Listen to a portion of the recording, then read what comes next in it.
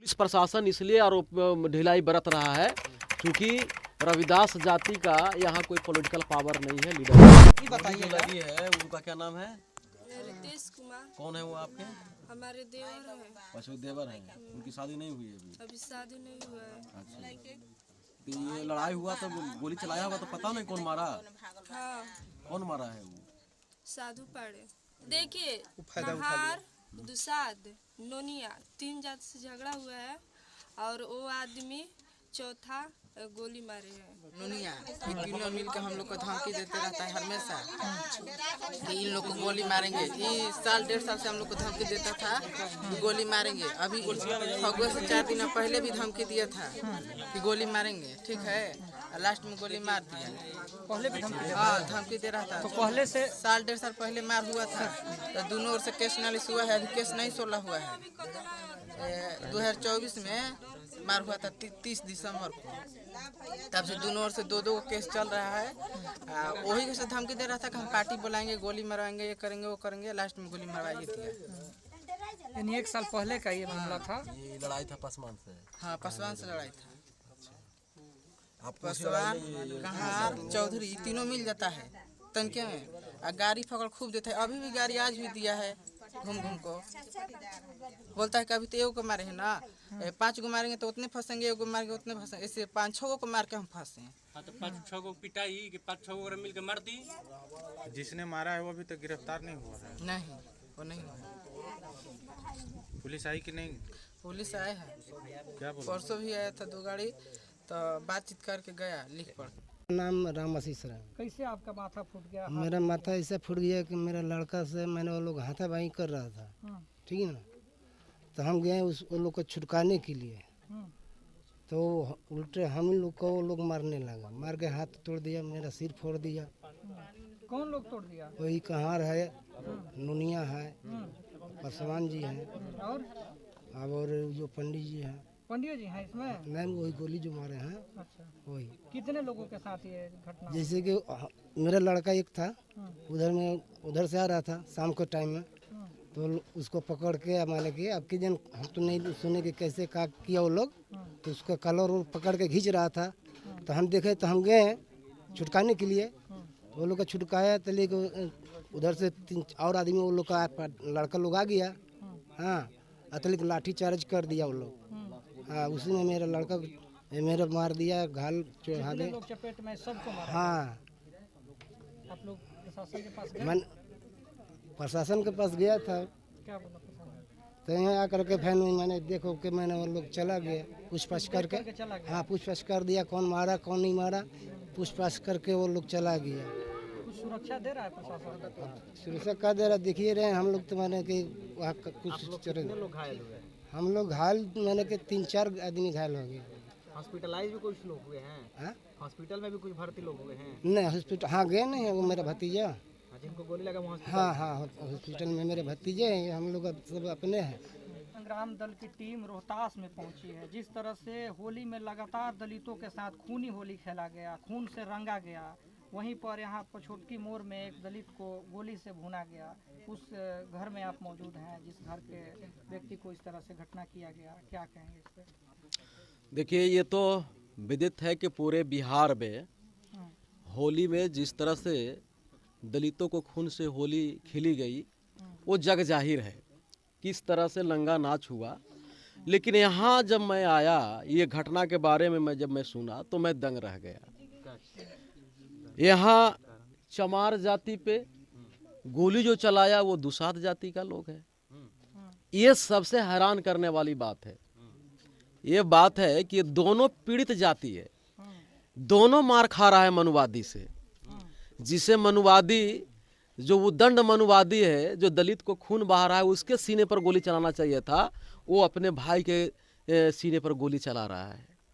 ये समझने की बात है। और एक कहीं न कहीं मैं दोष दूंगा बिहार के भाजपा के हनुमान चिराग को, कि वो अपने लोगों को दलित से लड़वाने के लिए प्रेरित कर रहा है, प्रेरणा दे रहा है। पूरे आज औरंगाबाद में मैं आ रहा हूँ, वहाँ पसमान जाति की लड़की को कुचल के मार दिया। यहाँ मैं फिर जाने वाला हूँ, रोहतास में ही एक घटना घटी है, पसमान की लड़की को और बेरहमी से मार के मनुवादियों ने फेंक दिया। यानी कहने का मतलब है कि पूरे बिहार में चाहे चमार हो, दुसाध हो, मुसहर हो, ये तमाम जो छोटी छोटी जातियां हैं, इसको विभिन्न तरह से मनुवादी प्रताड़ित और कुचलने का, मान सम्मान, इज्जत, प्रतिष्ठा, धन, धरती, बेटी रोटी सब छीनने का काम कर रहा है। और यही लोग यहाँ अपने आप को रंगदारी दिखा रहे हैं चमारों पर, जबकि चमार जो है प्योर मनुवादी से वैचारिक लड़ाई लड़ने वाला जाति है। और इस पर गोली चला के क्या साबित करना चाहते हो तुम कि चमार कमजोर है? कह रहे हैं यहाँ पर कि अभी एक ही को मारे हैं, अभी 4 को और मारेंगे। नहीं नहीं, तो वो उल्टा पड़ जाएगा। ये तो कहिए कि चमार अम्बेडकरवादी है, ये पूरे समाज को भाईचारा बनाना चाहता है। और नहीं तो उधम सिंह भी चमारे है ना, उधम सिंह भी चमारे है। जब सरकार के टॉप लीडर को मार सकता है उधम सिंह, तो तुम तो गली के गुंडा हो, तुमको तो एक झिटके से मिटा देगा चमार। तो याद रखना चाहिए, जहां तुम पैदा लिए हो ना, वहां चमार भी पैदा लिया है। ज्यादा रंगदार बनने की कोशिश नहीं करना, ज्यादा रंगदार बनने की कोशिश नहीं करना। हम अम्बेडकरवादी हैं, आपको भाई मानते हैं, यहां तक भाईचारा बनाए रखो। अगर तुम मनुवादी के गोद में खड़ा, जैसा कि मैं आया तो पता चला कि उसके तरफ से भूमिहार पांडे ना, भूमिहार पांडे मनो बोरो बन के लड़ रहा था। शर्म आना चाहिए ऐसे दलित जाति में पैदा लेने वाले ऐसे आदमी को, कि लड़ाई लड़ रहे हो अपने अपने भाई में और बोरो बुला रहे हो पांडे को। साथ नहीं देगा, वो साथ नहीं देगा। तो समता मूलक संग्राम दल चेताने आई है कि भाई हो, संभल के रहना और दायरे में रहना। दायरे से बाहर जाओगे तो हम भी नहीं संभाल पाएंगे ना, हम भी नहीं संभाल पाएंगे। हमारे लोग के भी बाजू में, सीने में खून है। ये भी जब क्रांति पर उतर जाएगा तो फिर भागने का रास्ता नहीं मिलेगा।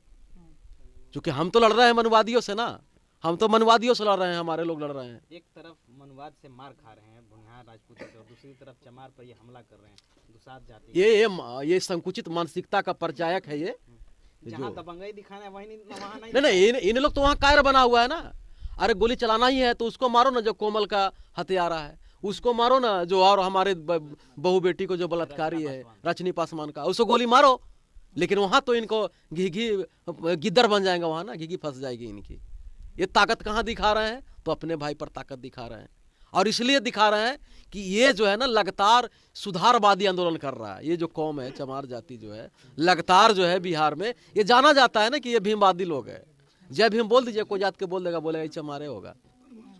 संविधान रक्षा के बाद बोल दीजिए, कोई जाति के लोग बोलेगा, उसको बोलेगा कि चमारे होगा। क्योंकि चमार जाति के लोग अम्बेडकरवाद को बढ़ाने में, भाईचारा लाने में अगली पंक्ति में है। इसलिए अगर हमारा भाई कुछ गलत भी करता है तो चमार उसको माफी की नज़र से देखता है कि चलो भाई वो अनजान है, लेकिन इतना हद पार मत कर जाओ कि फिर उधम सिंह बनना पड़े। इस घटना पे समता मूलक संग्राम दल क्या करने वाले? क्योंकि कई नहीं, इस घटना पर समता मूलक संग्राम दल जो सबसे कड़ी एक्शन होगा वो लेगा। क्योंकि अगर मनुवादी मारता है तो हमें पता है कि वो हमारा दुश्मन है, लेकिन अगर वही काम मेरा अगर भाई करेगा, तो कांसी राम साहब का इशारा था कि सबसे पहले अपने घर में के कीड़े मकोड़े को साफ करो, तो सबसे ज्यादा सजा मैं इनको दिलाऊंगा। ये चूंकि हमारे कौम का लोग है, ये शेड्यूल कास्ट का है ना, शेड्यूल कास्ट का है, उसने अगर गोली चलाया है तो पहले उसको मैं सबक सिखाने का काम करूंगा। बाकी तो मनुवादी से लड़ाई लड़ेंगे ही हम। चलिए, ये तो बात रहा कि ये लड़ाई हो रहा है, लेकिन पुलिस प्रशासन अभी इसमें ढिलाई बरत रही है आरोपियों को पकड़ने में, क्या कहेंगे? पुलिस प्रशासन इसलिए आरोप ढिलाई बरत रहा है क्योंकि रविदास जाति का यहाँ कोई पॉलिटिकल पावर नहीं है, लीडर नहीं है। शायद सांसद हो सकते हैं यहाँ का, लेकिन सांसद तो खुद पिटा रहा है, जो रो रहा है वो खुद अपने मुजरिम के खिलाफ नहीं लड़ते हैं, तो इनको क्या रक्षा करेंगे भाई? कहने का मतलब है कि बिहार में पॉलिटिकल पावर नहीं होने के कारण ये जो पुलिस लोग है ना, वो देखता है कि यहाँ लीडर इसका कौन है, कोई है ही नहीं, रो रहा है, गा रहा है, क्या कर लेगा इन लोग? कुछ नहीं कर लेगा। तो उस प्रशासन को मैं बता दे रहा हूँ कि संवैधानिक पद पर रहूं या ना रहूं, पर पॉलिटिकल पार्टी का राष्ट्रीय अध्यक्ष हूं, और समता मूलक संग्राम दल चुनाव आयोग के अनुसार यहाँ दल है, मान्यता प्राप्त चुनाव आयोग से लिखित दल है यहाँ। हम आपको अगर संविधान से बाहर जाएंगे ना तो आपको बर्दी रोड पर उतरवा देंगे। उनको न्याय दिलाना होगा, अगर न्याय नहीं देते हैं तो समता मूलक संग्राम दल सासाराम में जो रोहतास का हेड क्वार्टर है, हम उनको चुनौती पेश करेंगे संवैधानिक तरीके से। और हम यहाँ उनको जो इनका जो घुसखोरी वाला जो नीति है ना, वो सासाराम के चौराहे पर उजागर करेंगे। धमकी मिल रहा है परिवारों को, सुरक्षा नहीं मिला है, उस चीज को लेकर आप क्या किस प्रकार से देख रहे हैं? प्रशासन को इस पर एक्शन लेना चाहिए। अगर एक्शन नहीं लेंगे तो मैं ये कह रहा हूँ कि अगर गुस्सा भड़क गई तो प्रतिक्रिया हो जाएगी। धमकी मिल रहा है परिवार तो ये यहाँ के लोग भी तो है ना, यहाँ के लोग को तो शरीर में पानी नहीं ना है। अगर इस तरह के हो जाएगी तो प्रतिक्रिया फिर होगा। प्रशासन इसका ध्यान रखे, प्रशासन शांति माहौल बनाने का प्रयास करे, लेकिन प्रशासन तो यहाँ चाह रहा है, प्रशासन ही ये यहाँ के जो मनबड़ू लोग हैं उनको छूट दिए हुए हैं। मैं प्रशासन से भी मिलूंगा।